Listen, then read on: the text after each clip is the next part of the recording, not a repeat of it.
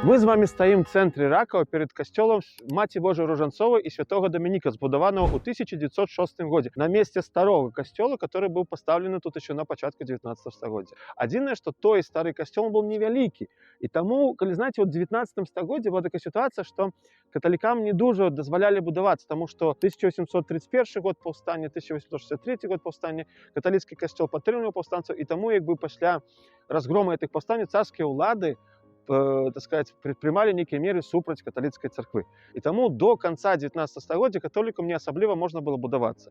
І пералом адбываецца вот якраз вот на граніцы 19 і пачатак 20 стагоддзя. Асабліва, калі в России грымнула першая руская рэвалюцыя 1905 года. Вот тады, каб трошки аслабіць напругу, царскія ўлады, адміністрацыя Николая II выпускает новый маніфест про свабоду веравызнання, згодна з которым католікам позволілі будавацца.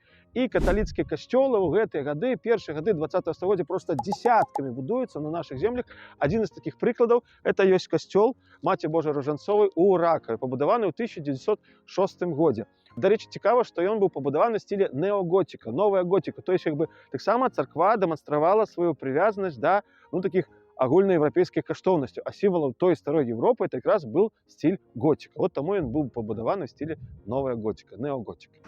Правда, гэты касцёл як святыня прабыў недолго, тому что уже пасля Другой сусветнай войны 1950-е годы его закрываюць. И тут в этом касцёле робяць мехдвор. То есть тут были положены швеллеры, и по гэтых швеллерах заезжала туда техника, тракторы, машины, и там и начинились, колхозная техника. Кажут такое, что когда забирали костел, тут такая была, бойка была, вот можно сказать. То женщины стояли, не давали костел, тут как бы их отгоняли, местовые улады на те часы. В конце концов, это костел забрали. И вот такой вот мехдвором он пробыл до 1990 года, пока его не отдали верующим. И вот то, что вокруг есть, территория, храм, интерьеры, это все уже выники реставрации, пачынаючы з 1990-х гадоў. На цэнтральным алтары можна бачыць, што в цэнтры ёсць старая ікона, яшчэ перанесена з іншага храма, это ёсць образ Маці Божай Снежнай. Рэдка старинная ікона, которая захавалася тут пасля того, як в савецкія часы тут быў мехдвор. Но тым не менш, пасля аднаўлення рэстаўрацыі маем водны алтар.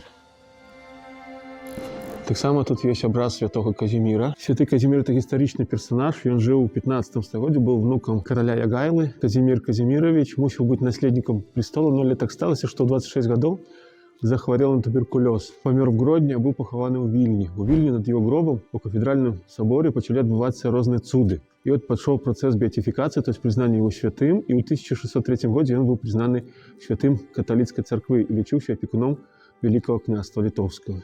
Что есть еще цікавае ў касцеле, это есть вот барельефы, которые показывают апошні шлях Иисуса Христа. Вот гэтыя так званые станции, их 14 штук, яны есть у кожным католицким касцёле, это есть, так сказать, у догматыцы. Но вот цікава, что вот гэтыя барельефы, которые мы с вами бачым, яны были зроблены ураджэнцам Ракава, Валерьяном Янушкевичем, вельмі вядомым скульптарам. Каля ракаўскага касцёла стаіць такая незвычайная кампазіцыя. Бачыце, падмосткі, прыступачкі, а наверх ідзе дрэва, і дрэва заканчивается крыжам. Першапачаткова в 1930-е годы тут каля касцёла поставили помнік польскім жаўнерам, которые загинули в войне с большевиками 19-20 годов. Але зразумела, што калі ў 1939 годзе Чырвоная армія прыйшла в Ракаў, то такі помнік ён не меў увогуле шанса застацца. І он быў знесены. І таму вот тут прыступкі, которые вы бачыце, яны весь савецкі час яны былі просто прыступкі, а чым яны мусілі завяршацца, как бы асабліва нічого як бы такой размовы не было. А ўжо в 90-е годы, калі аддалі веруючым касцёл, калі аднаўлялі касцёл, то и ксёндз-настоятель вырашыў як бы аднавіць кампазіцыю, только аднавіць кампазіцыю уже в новой манере, в новой интерпретации, что, бачыце, у гэты вот драўляны слуп с абсеченными ветками, это напоминание про то, что все наши земные шляхи, яны есть другасныя перед дорогой на небо, которая обозначается крыжем. Вот такой помник. Ракаўская Спасо-Преображенская церква была будаваная ў 1793 годзе. І будавалася она як грэка-каталіцкая, куніацкая. І першапачаткова, вот бачыце, основание у гэтых вот фасада, это основание двух вежаў барочных. Там наверх были барочные вежи. Але калі ў 1839 годзе унія была забаронена, эта святыня была перададзена рускай православной церкви, то на фасаде это барочные вежи разобрали, а замест этих вежаў поставили вот гэты барабан. Вот таким перебудаваным выглядзе церква дошла до наших дзён. Хоть сзаду, с тылу, калі поглядеть, то это однозначно, так, видать, такое віленское барокко.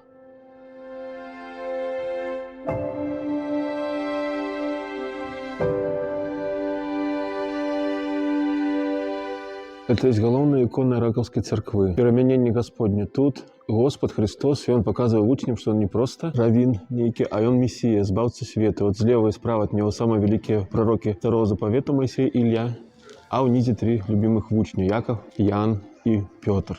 Эта икона, хутчэй за все, была уняцкая, старая, з 18 стагоддзя. Калі ўжо, бачыце, іканастас памянялі, па традыцыі праваслаўнай, то ікона престольная она захавалася.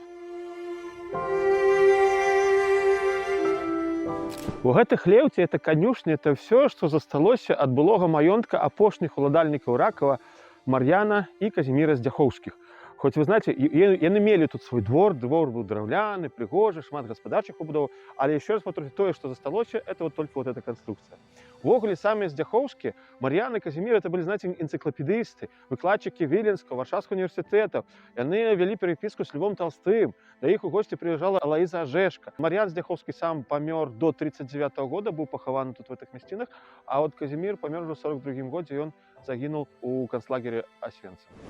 Сябры, трошки прайсціся ад цэнтральнага пляца Ракава, ад касцёла, і мы з вами трапляем такую вот нізіначку, и тут есть пойма речки Ислач, по которой так любят сплавляться наши байдарочники. И гляньте, ласка, вот за этими травами, которые тут есть, вот некие такие вот поймы, некие вот этот пойма Ислачи, и за этими травами явно выделяются такие два погорки. Это погорки, это есть старинный замок, который тут стоял, замок магнатов Сангушек, поставленный еще в 16 стагоддзе. Правда, замок это был драўляны, тому шансов до наших дзён дайсці не имел никаких, то есть от замка там ничего не захавалася, але вот гэтыя валы полностью захаваліся по периметру старого замка. И что самое цікавое, что, знаете, эта земля была так утрамбованная, что аж до этой поры, до этого часу ни кустики, ни древцы не растут на этих валах. Вот они так вот могутно выделяются сярод поймы Ислачи. А мы з вами знаходзімся на вельмі цікавым месцы. На улице Пионерская захаваўся адзін, еще з савецкага часу захаваўся адзіны крыж. То есть, калі з 50-е гады закрылі касцёл, гэтыя крыжы, которые были при дорогах, при выезде з мястэчка, это все порушили, ну, была борьба с религией, то вот гэты крыж адзіны, который люди не дали знесці. Вот в окольных хатах, которые люди тут жили, они поднялись за свой крыж, не дали ее знести, и весь советский час вот тут вот на этой Пионерской, вот тут на этом завулку, этот крыж стоял. И бачите, достоял до наших дён.